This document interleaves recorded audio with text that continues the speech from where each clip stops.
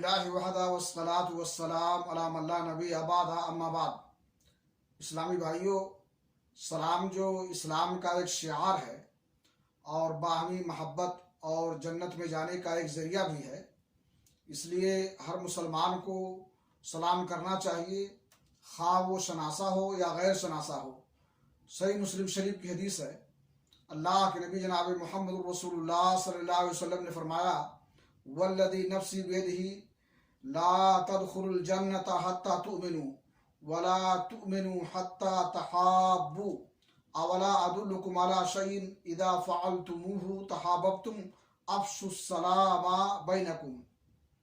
कसम है उस ज़ात की जिसके हाथ में मेरी जान है, तुम जन्नत में उस वक्त नहीं जा सकते हो जब तक कि ईमान न लाओगे, और तुम मोमिन नहीं हो सकते हो जब तक कि आपस में एक दूसरे से मोहब्बत नहीं करोगे।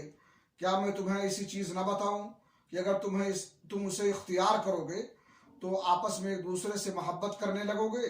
वो ये है कि सलाम को आम करो और सलाम को फैलाओ। अल्लाह रब्बुल आलमीन से दुआ है कि अल्लाह ताला हमें तौफीक बख्शे कि हम सलाम को आम करें और बाहम एक दूसरे से मोहब्बत करें। वाखिर दावाना अल्हम्दुलिल्लाहि रब्बिल आलमीन।